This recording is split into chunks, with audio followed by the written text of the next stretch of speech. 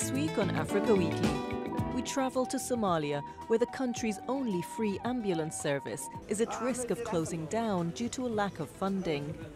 And we take a look at a new doll being produced in Burkina Faso that challenges the typical blue-eyed Barbie dolls.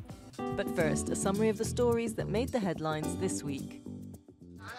Egyptian police claim to have killed 40 suspects in a crackdown following the roadside bombing in the Giza region on December 28th that left 4 people dead. 3 Vietnamese holidaymakers and their Egyptian guide were killed after a bomb ripped through the bus they were on as it travelled near the pyramids. 11 other tourists from Vietnam and an Egyptian bus driver were wounded in the attack. We saw people carrying dead bodies. Some people brought the wounded onto an ambulance that would take them to Al Haram Hospital, and local residents helped carry the injured.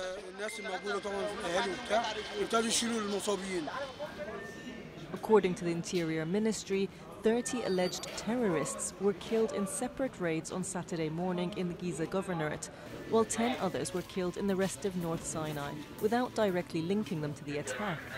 Friday's bombing is the first attack to target tourists in Egypt since 2017. Although jihadists linked to the Islamic State group have claimed responsibility for previous attacks, there was no immediate claim of responsibility for the bombing. Police fired tear gas at protesters in Sudan's capital on Monday ahead of a planned march on President Omar al-Bashir's palace. Demonstrators are calling on him to step down following deadly anti-government protests triggered by a rise in the price of bread. The UN has called for a thorough investigation into the deaths and violence. On Sunday, President Bashir told police to abstain from using excessive force against the demonstrators after at least 19 people, including 2 security personnel, were killed in clashes in the initial days of demonstrations that erupted on December 19th. It is the duty of the state to maintain security without abuse and to implement internal security principles using the least possible force. The purpose is not to kill the people, but the ultimate goal is to maintain security and stability for the citizens. Tensions in the Democratic Republic of Congo have been running high following presidential elections on Sunday. The opposition fears that the result in the repeatedly delayed vote will be rigged to favour President Joseph Kabila's preferred successor, Emmanuel Ramazani Shadari. Shadari and 2 leaders of the divided opposition, Martin Fayulu and Etienne Tshisekedi, are the perceived frontrunners in the vote.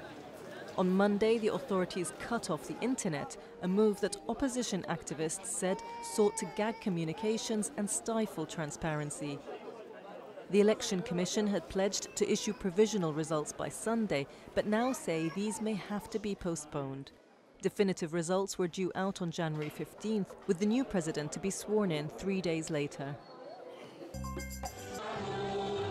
Hundreds of pro-Marc Ravalomanana demonstrators gathered for a 3rd day in the capital of Madagascar on Thursday to protest against the victory of his rival, ex-president Andry Rajoelina, in last week's elections.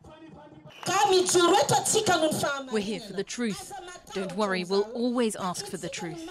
We will be here every day to say that the Malagasy people do not accept this.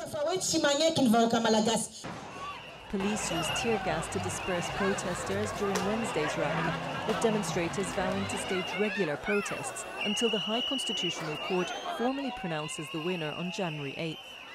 The country's top court is reviewing a petition filed by Ravalomanana challenging Rajoelina's win, citing fraud allegations.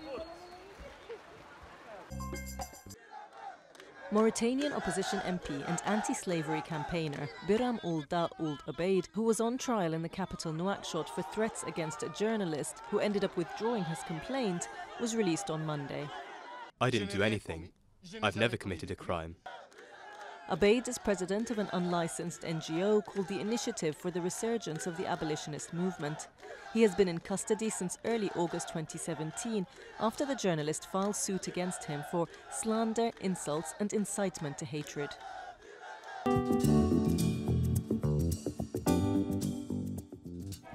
October the 14th, 2017, the deadliest bombing in Somalia's history. More than 500 people are killed. Among the first on the scene, as usual, are members of the Amin ambulance, the country's only free ambulance service.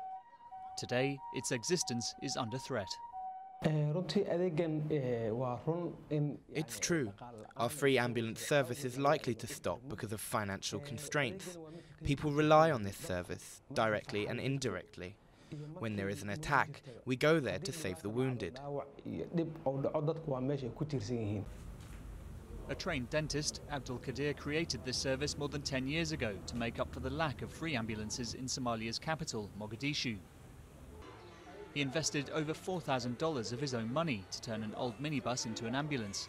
Today, Amin has 16 vehicles and employs 36 medics, but lack of funds means the service is at risk. The number of beneficiaries of this service has increased significantly, and so the costs have risen too. We do not generate any income with this service. This situation cannot last. The survival of this service depends on the help of the people, the government, and donors. Funding so far has come from the Somali diaspora, businessmen, and even Adan's medical students. Faisal is one of those who wouldn't be alive today without Amin Ambulance after it treated him following a terrorist attack in Mogadishu. If Amin closes, many Somalis will die. Amin Ambulance does so much more to save lives, and it's a service available everywhere in the city, no matter where the incident takes place. Only affluent Somalis can afford to hire the city's many private ambulances. For the less fortunate, Amin is the only option that fills the void left by the country's dysfunctional state, at least for the time being.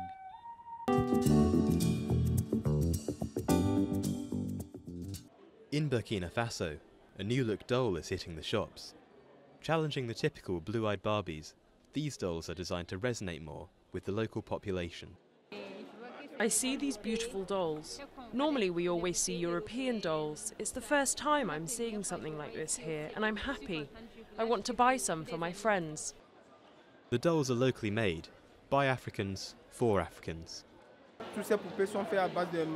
All the dolls are made from African materials. We're trying to get a lot of people engaged with these dolls, to buy things that are 100% from here. In her Ouagadougou workshop, Abibou crafts the dolls with the help of 6 employees. She believes that the African dolls could go on to reach the same levels of success as more well-known models. La Barbie africaine, pourquoi pas, parce qu'on en a besoin. An African Barbie doll, why not? We need something like that. We still like white Barbies, but when the doll looks like this, there's a greater resemblance. You can dress them like yourself, style the hair like your own, with curly hair. You're immediately more connected with it. For a long while, the business was going from strength to strength. But recently, sales have slowed down, owing to the uncertain security situation in Burkina Faso.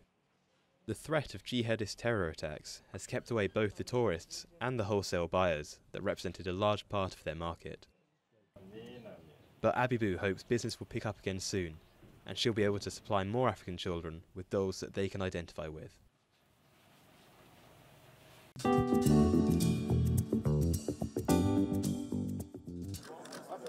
A court ruled on Monday that France will transfer Patrice Edouard Negaisona, a member of Africa's top footballing body, to the International Criminal Court in The Hague, where he faces war crimes charges. Negaisona, who is from the Central African Republic and sits on the board of the Confederation of African Football, has been in a jail near Paris since his arrest on December 12th.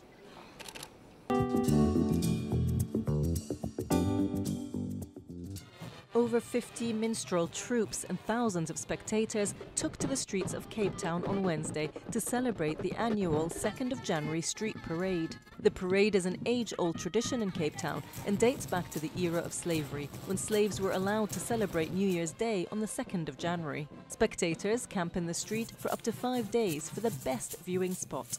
That's all from us at Africa Weekly. Until next week.